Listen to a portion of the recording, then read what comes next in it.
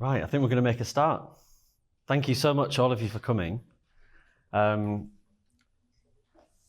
Anyone attend last year, the conference?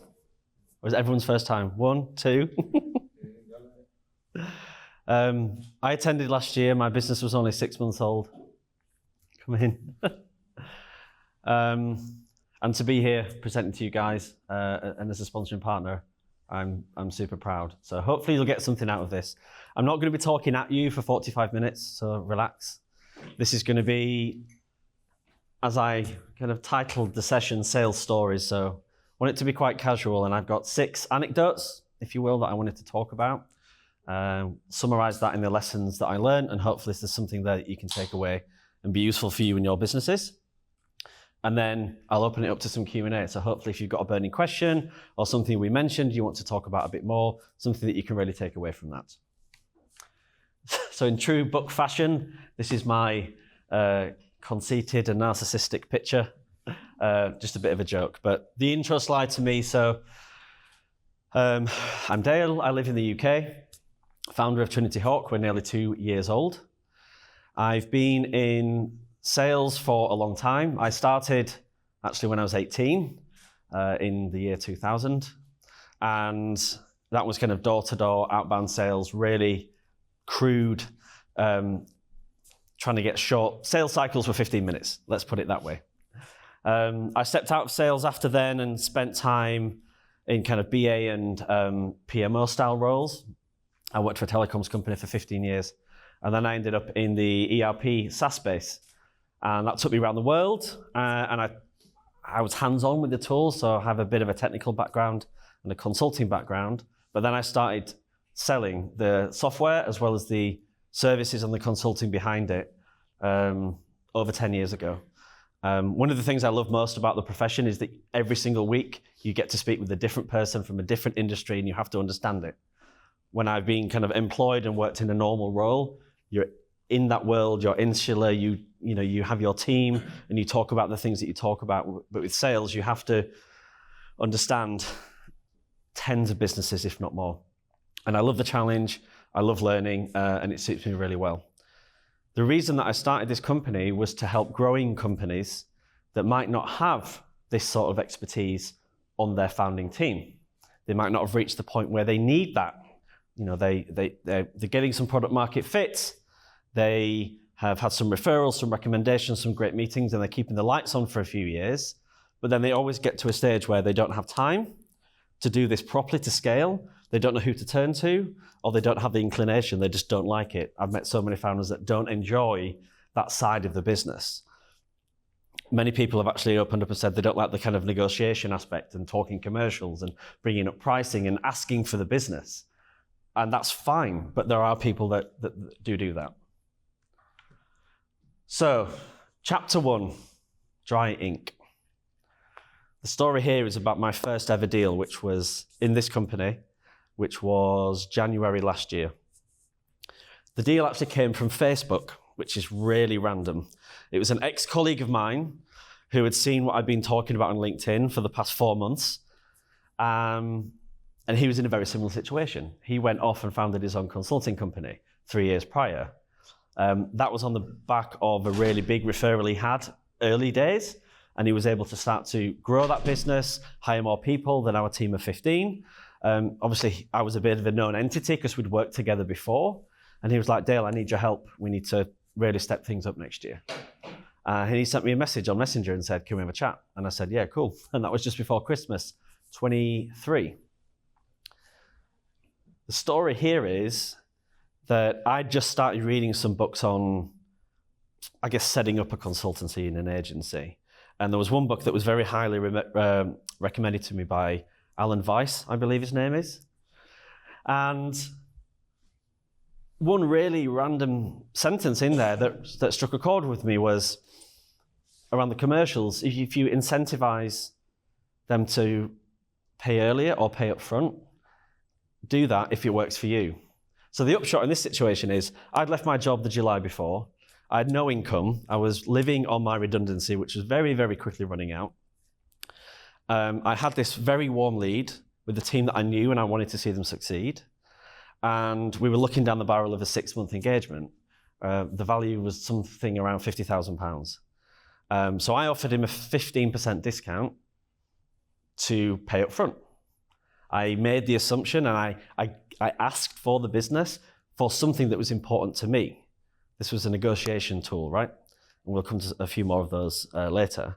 And he said, yeah, no problem. So he wired me £45,000 before I even stepped in the door. That meant that I could pay the mortgage next month, and I'm not joking, it was that close. And it set us up for a really great relationship. So the point about dry ink is doing what you need to do to get the deal done, and that means the ink is dry. This is a really interesting one, and it's something I've spoke around a few times. So this is called missing the mark.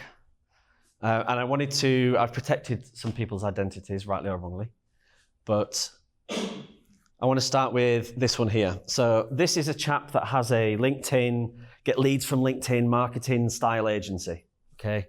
You know, make your network work for you sort of scenario. And obviously, in theory, his target audience is everybody, because we're all on LinkedIn and we're all trying to get business. He sent me a DM that was probably automated on some sort of tool. Hey Dale, blah, blah, blah, do you want to have a chat? So I said, sure, let's do that. And he said, nice one. And then he sent me some sort of a questionnaire.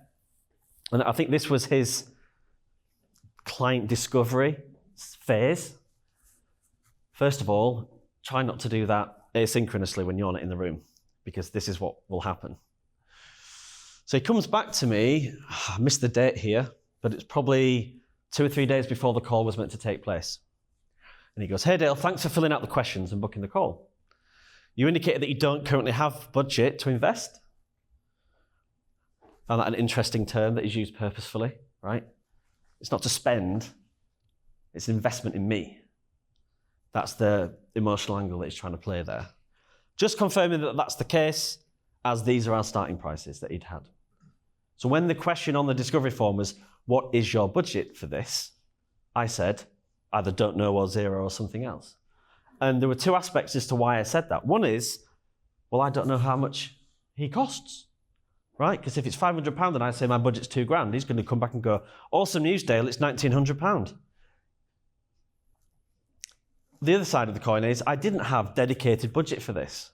But this is what a value sales cycle means, is you uncover the value for your prospect. And we've got another story that talks exactly about this. And then you talk about pricing at the right time. I didn't respond to this. He lost a lead. There is no reason I wouldn't have paid him money. And I've paid other people money. I bought software to do very similar things, etc. Everybody wants to grow their business. But he lost out on the opportunity to have a one-to-one conversation with me to tell me why what he does is special and how it's going to help my business. So what started out was a cold LinkedIn outbound campaign that got warm because I responded, set a call up, filled out a questionnaire. He decided I wasn't worth speaking to.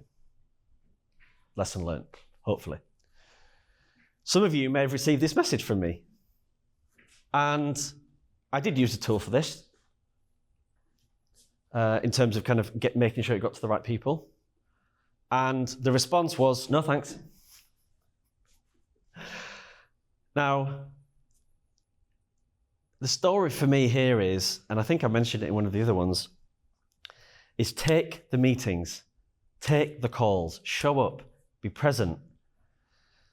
There's an old sales thing where people say, whether it's true or not, but only 3% of your audience are ready to buy at any one point in time, which means 97% are not. But they will be later, tomorrow, next month, next year, something else. So I always take the calls, have the coffees, do the meetings, and be present, because you never know when something's going to happen.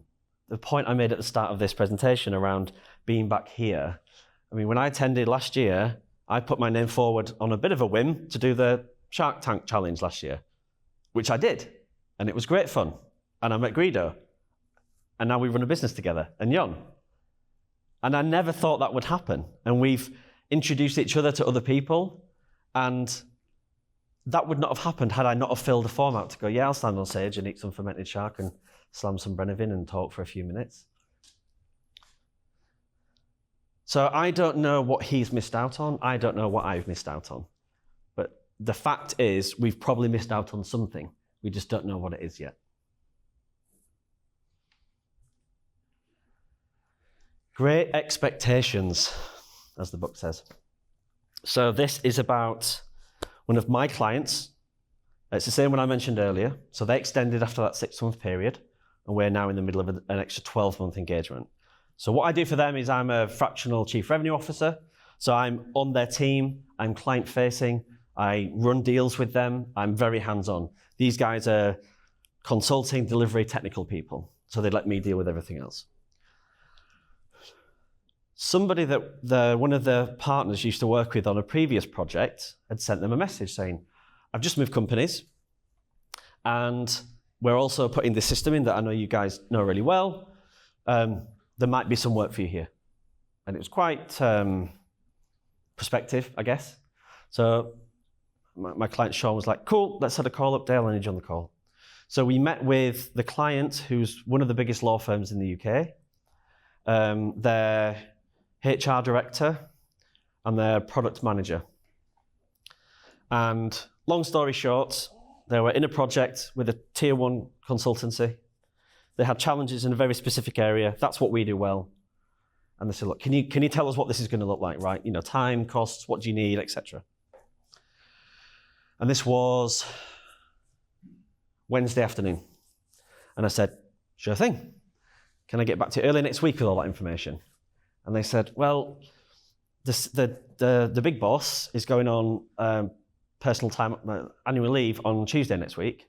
So ideally, we need it for Monday so that he can review this before they go, and then we can keep having some conversations if it's all moving in the right direction. Ironically, I used to work with that chap 12 years ago, right? Another tenuous link that always helps. So I decided to completely clear my diary out the day after on the Thursday, and I spent 8 hours doing the research, like I mentioned earlier, and building what I felt was a really thorough and compelling proposal on PowerPoint. And I sent it 8 p.m. that evening and said, there you go. I put a next step slide in there, obviously, because it's like, you know, we need to guide our buyers and our prospects through that journey, because sometimes they don't know how to do that. They may have not done it before. And I said, the slide's in there, but the next thing we really want is I need some time to talk about this with you. So please digest it and, you know, speak to your boss when you've done that, but I would love to get your feedback next week. When is good to chat?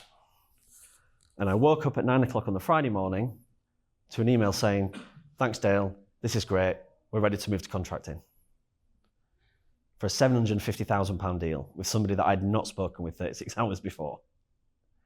So the point here is they'd set their expectations. I'd aligned to them and I said, I will do my best to get this to you by Monday morning. I'll work the weekend if needed. I exceeded those expectations, and we got the ultimate outcome that we wanted. We closed another 335 grand deal with them last week. There's a small 60 grand deal that went out this morning. We are their strategic partner now. I've had a lot of headaches from their procurement team, but we are in there now, and then we'll be working with them for the next couple of years. Touch and timing. This is a short one, but and actually through a lot of the ones that we've already spoken around, we've touched upon this, which is, I'll go to timing first because we mentioned that most recently around being visible, being present, and again, going back to that stat, however accurate it may or may not be, and whoever said it, around not everyone who wants to and will buy from you is ready today, but they need to know where you are when they are. And sometimes they need to know when that is. So many clients come to me with a requirement, a solution, sorry. I need this. They've done the discovery in their head. They've shifted quickly in isolation from requirement to solution. But depending on what that solution is, it might not be what they need. The second deal I ever did came from my marketing contractor who had an email from an MD at a company that said, I need sales training. Who does sales training? And she's like, don't know. So she pinged me and said, look, I know you don't do sales training per se, but do you want to take the call? What do you think I said? Yes, of course I do. So I got on the phone with Claire, who's an MD of a 30-year-old company, so by no means a startup. And I said, what's going on? Okay, you know, we need to grow, we've done this, blah, blah, blah, blah. Right, I don't do sales training. And I don't even know what that means anyway, because all the training I've ever done has been at companies by their methodology. So does generic sales training really mean anything? And should an MD of a company be the one to do that training? So I took the liberty of saying, look, this is what I do. And don't forget, at this stage, this was all an idea. I'd not sold anything yet. I'd not started any work. I was positioning this in terms of what I wanted to do and where I felt the value best sat. And I went through it all, and she said, that's what I want. Cool, done. And we got the deal done, and we're still working together a year later. The touch is just from a personal point of view. So I met somebody, an Icelandic client of mine, at London Tech Week last year. I reached out to him on the white labeled app that they used for the event. And I said, can I grab you for 10 minutes? And he had a booth and he was super busy and people were pestering him and everything else. And in the end, he just said, look, do you want to meet me at my office tomorrow? And we sat down and had an hour, just the two of us, to talk about what we do, to build that relationship. And coming to timing, he picked up the phone to me 3 months later, out of the blue, and said, I need you. Can you help me with this? I said, yeah, of course I can. I've actually just touched upon this in a little bit, but the same client that I mentioned who asked for sales training, when I started doing some work with her, so we started with a strategy workshop, we then moved on to some pricing restructuring for the business, we did a CRM project as well, and then we did some kind of value creation work. When we started talking about pricing, and this has come up so many times, she recalled our sales engagement together when she was buying from me. And she said, you didn't talk about pricing till our third meeting, but I already knew I wanted to work with you from the first one. Why did you do that? And it wasn't some sort of clever strategy or play or theatre, but at that stage, I didn't know what I was pricing up.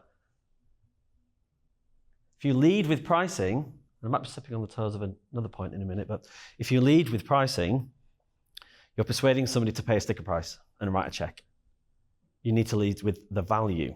And you can only do that if you understand what the actual requirement is. So again, if a client's coming to you with a solution, I need this to fix that. Well, this may fix that. Might do all these other things as well. They might need something else on top of that. And the value is exponentially greater. They can't do that on their own. They're not the experts in what you do. So I didn't realize at that time that she'd realized that, and it came back up in conversation 6 months later. I just need leads. So many times people call me and say, I need leads, I need more business.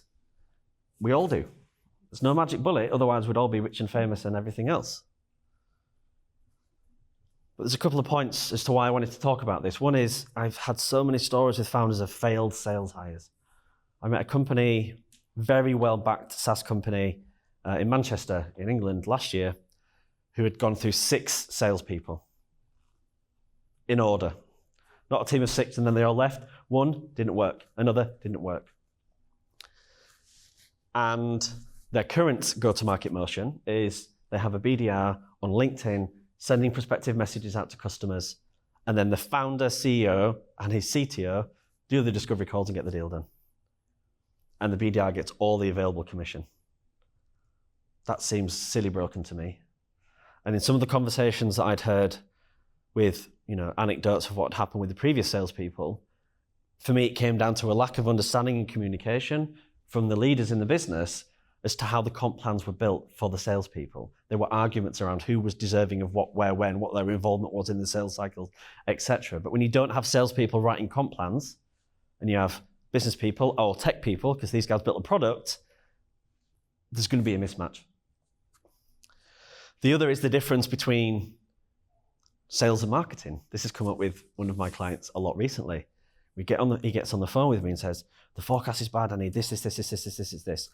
Yet 10 seconds later tells me about all the things that his team aren't doing, and the fact that they fired their marketing agency last month, and realizes that all these different things are broken.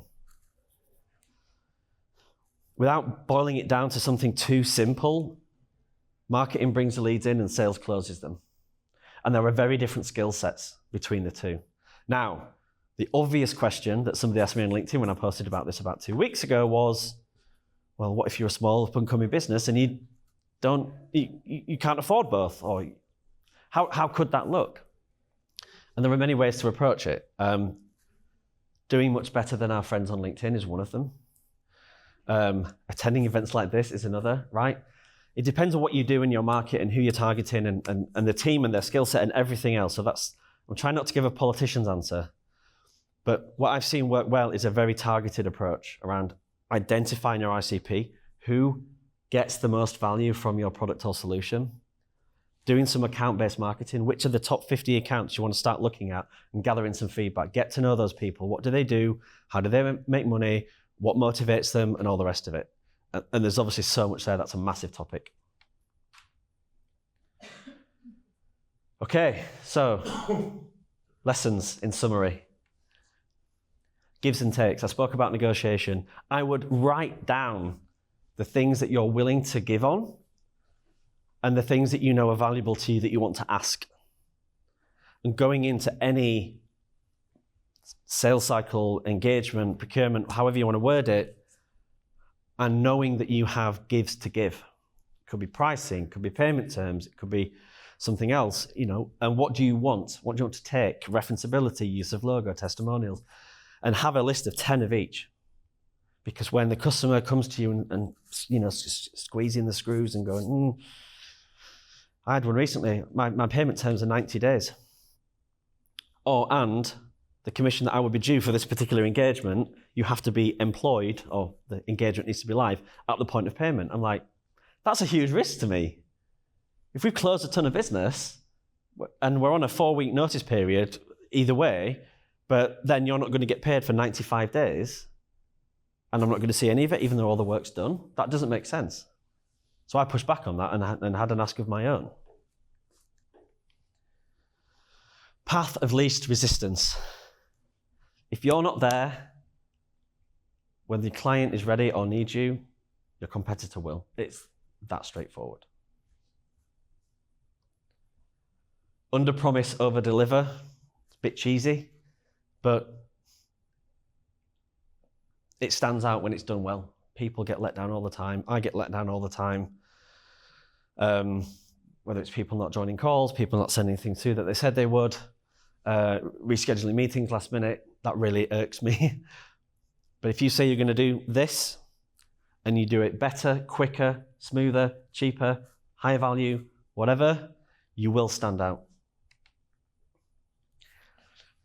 I think I've said all of this. Take the time and add the value. The add the value piece is massive. Just like I nearly said his name then. Just like the chap on LinkedIn, he was asking before giving me anything. It's so important, and that happens all the time. I'm sure all of you are like my inboxes are just full of people going, book a call, this is great, do some coaching, etc. Because it's the most important thing in the world to them at that moment. And they've made no effort to make sure it's important to me. So give value, add value before you start to take and ask back. And that's what I mentioned before. Sell the value, not the price. Sell the outcomes. How is it? And you can quantify the qualitative benefits of things, right? So I mentioned earlier about, know your stakeholders, what they do, what makes them tick, what keeps them motivated. You can quantify all of that. If it's going to help somebody get a promotion or do well in the company or move to another role that helps them open a new market or something, that's going to matter to them. If you talk about price or lead with price before you've even had the value conversation, you're simply trying to persuade somebody to write a check for what you've got on the sticker price. Humility. This comes back to chapter 6, which was, I just need leads. Understand that you may not know everything, be the best at everything. Surround yourself by amazing people. And if you don't know the person that you need to have a certain conversation with, go out and find them because they're there.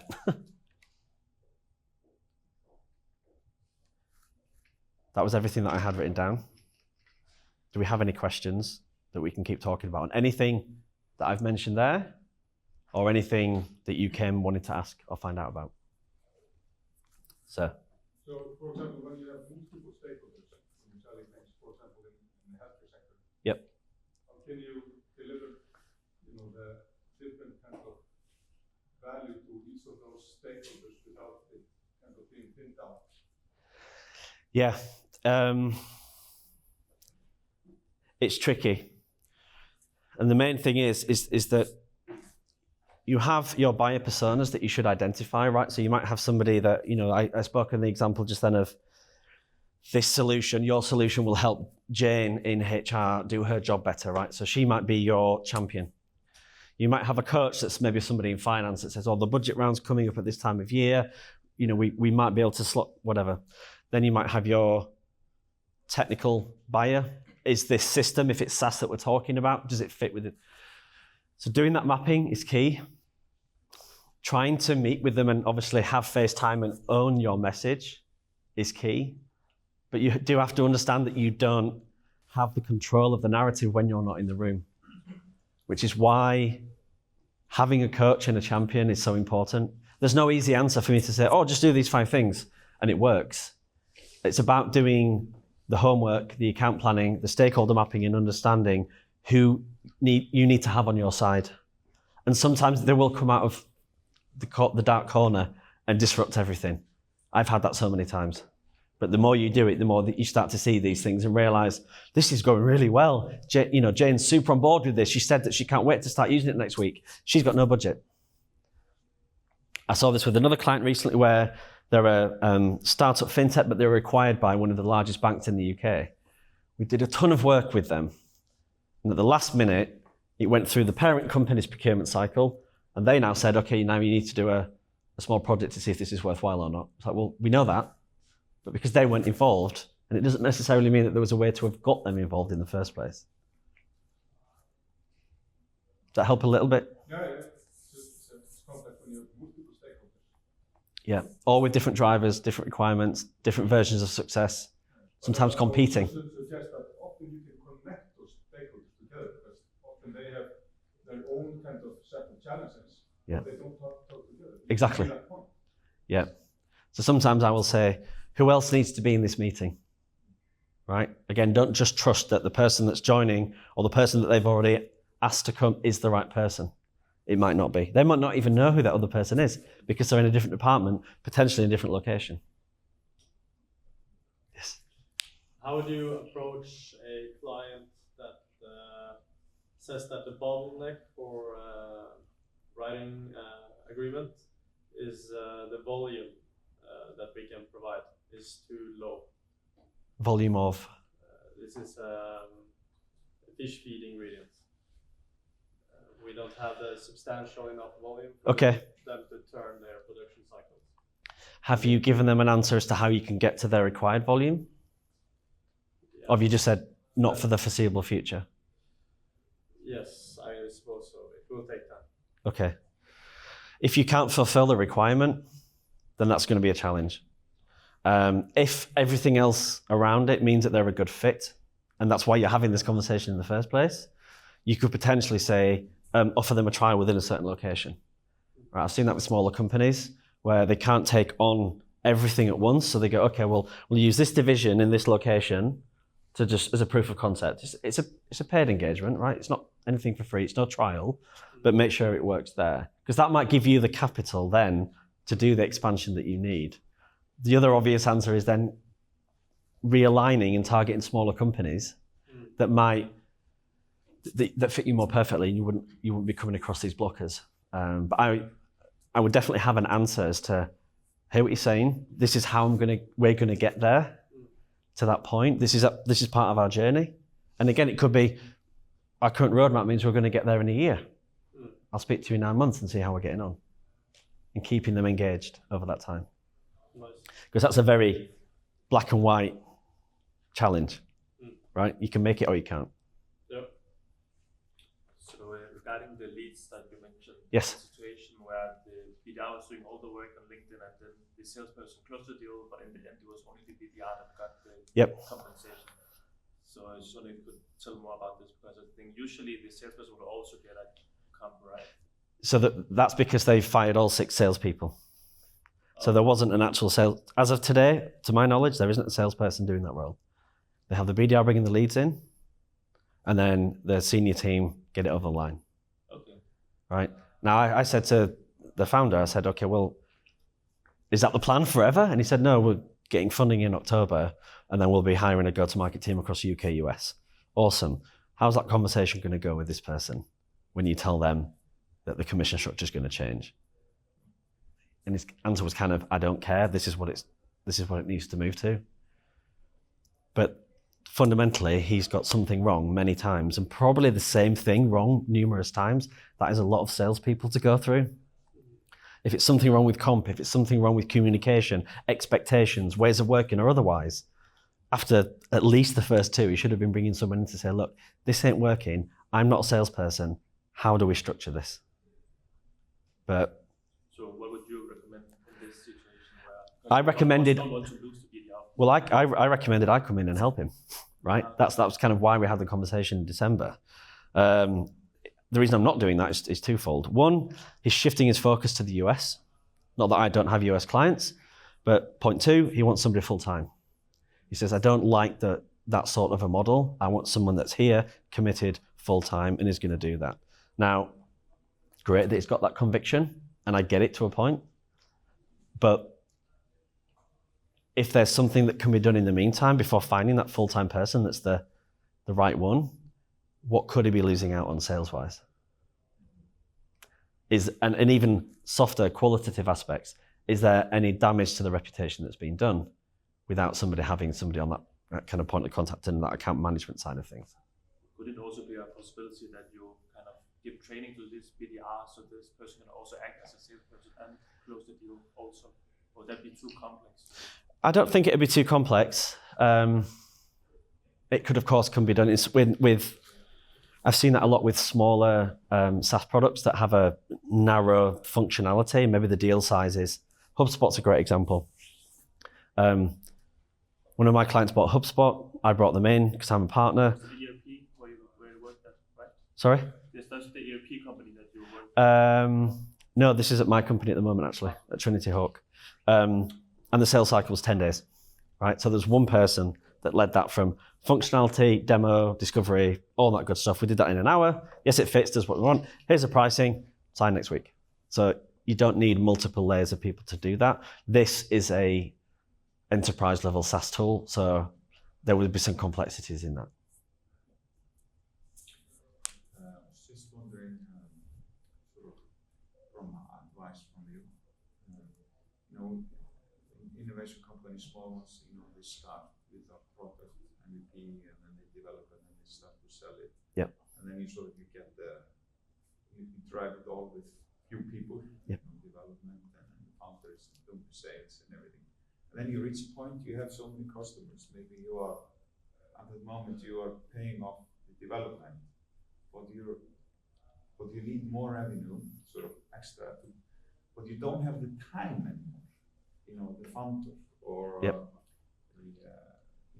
You have such a small team, but you still haven't the budget to hire somebody full time. Yep. So what would you sort of recommend to innovation companies who are at that moment? Yep. You already have a market share, yep. but you don't have the resources or money to do extra, but you have to do it. Yeah. So if I'm hearing you correctly, and I think I am, that's why I set this company up. Because there's two options, right? There's do nothing and just keep growing like this. Or there's bring in a full-time sales leader person to help with all of that. But they're expensive, right? And it might take you a long time to find them. If it doesn't work out, there's a lot of money sunk in that. So I've tried to create the middle ground, which is, I guess, from a consultancy perspective, but we're hands-on as well, right? So it's not just, here's a shiny PowerPoint, go and do those things. We will do those things as well. That's what I mentioned with my client earlier, where I'm client facing. I sell on behalf of them, because they didn't have the time or the budget to bring someone in that they didn't know. In the UK, they're going to be working at least a 3-month notice period, sometimes 6 if they're particularly senior. Massive salary, benefits, commission, all the rest of it, right? You're probably looking at £200,000 a year plus, right? And again, if they don't see the benefit of that, that's going to be a problem. One of my other clients hired a physical BDR person and spent £110,000 on him last year and got 0 leads. So the problem exists. He's now come to me. Again, I know him from kind of years gone by. We have a very different model. I'm happy to chat about that. But he has brought me in to actually help me on the ground get stuff done, rather than campaigns that have promise of something that then nothing happens. So my advice is there are things in between those two scenarios. You need to find them, however hard they may or may not be. And then it could even just be what could be scaled up or down or something else to help maximize in the meantime, right? It could be around the commercial construct of the product. There are other things as part of like the negotiation stuff I mentioned that might give you some incremental revenue or increases without having to do hiring or a massive piece of investment. It could be the value statement, right? I've worked with companies where they don't yet understand the true value of what they're selling, and that their price hasn't reached there yet, and they're leaving money on the table. That can be done quite swiftly with the right messaging to the right people. So again, no silver bullet, otherwise we'd all be doing it, but there are options. I would sit down with you and work out what where you are, what you're trying to do, what your product is, what the team looks like, what the skills are, and all the rest of it, and say, these are 3 options that you could potentially do to help you in the maybe short, medium, or long term. Anyone else happy to wrap? If not, awesome. Yes. Maybe just you mentioned in the beginning that you worked in the ERP space. Yep. And SaaS space. Just wanted to hear more about that and what you learned from it.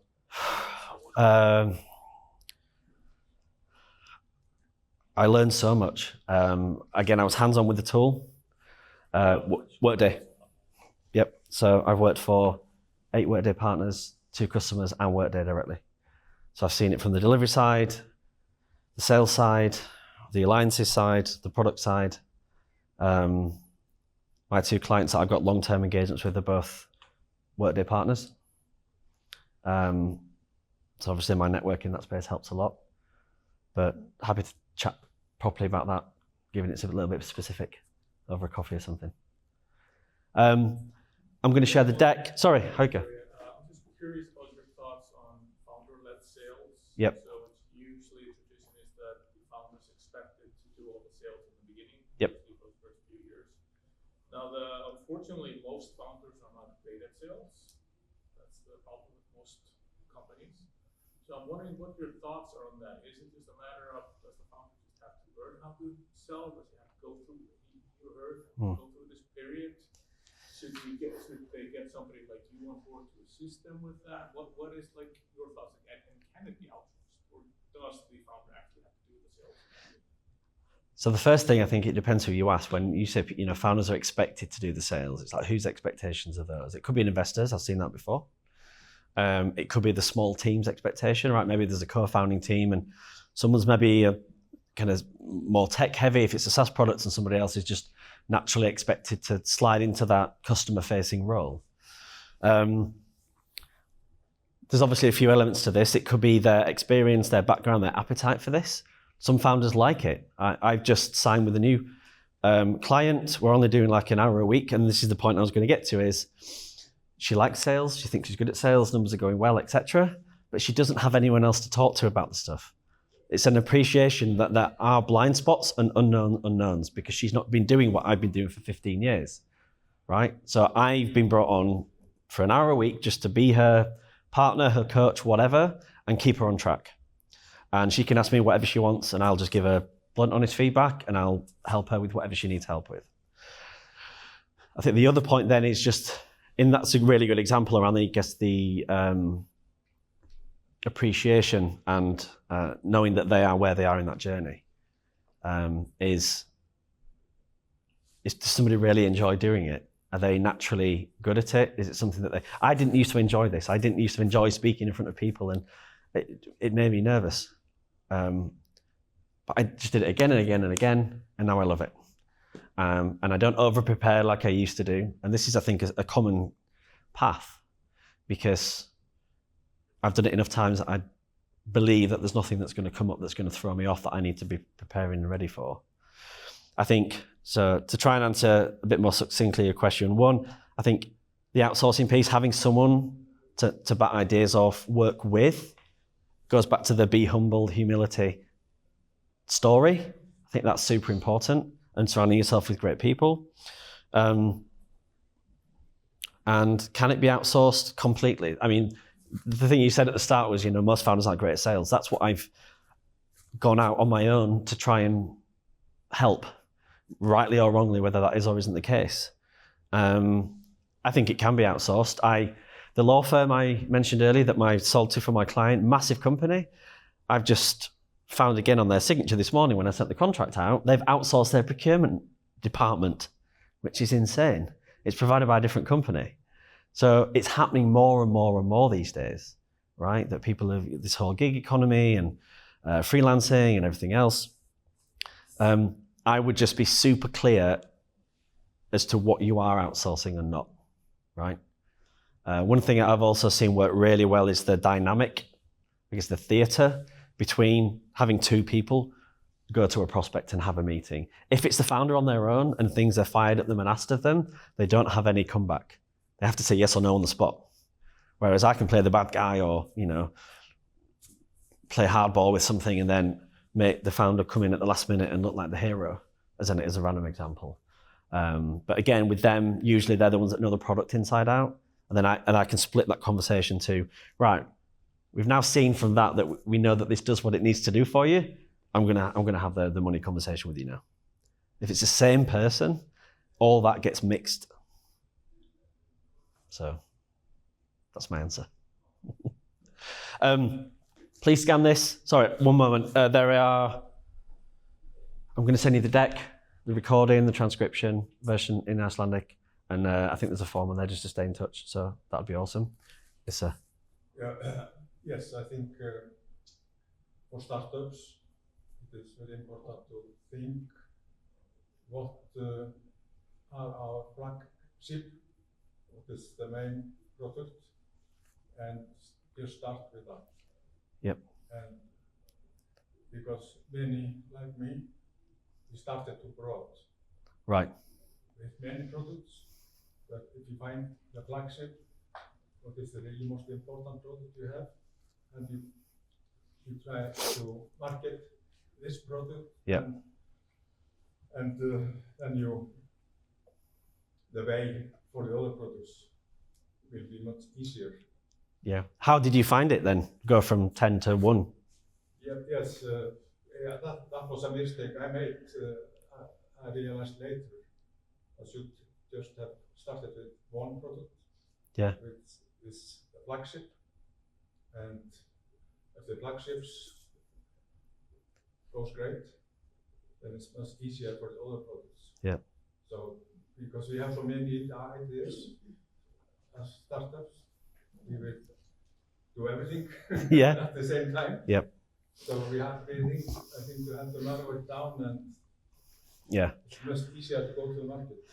It is. I think the hard bit is working out which one of the 10, right? And then the work and the time that's required to ensure the value proposition is real, the product market fit is visible, and then doubling down on the audience. I felt that the same with this business is, I want to just work with great people and do what I do. And then people say, well, do you do this? Do you specialize in this? And what verticals? And not really, because at least from B2B, there's always a sales process. But I know at some point I need to sharpen the pencil.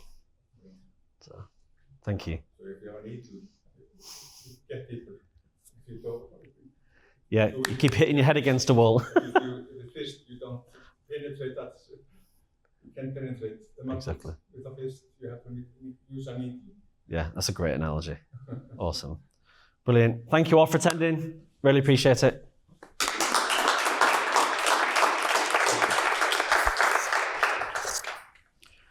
Turn the camera off. Thank you.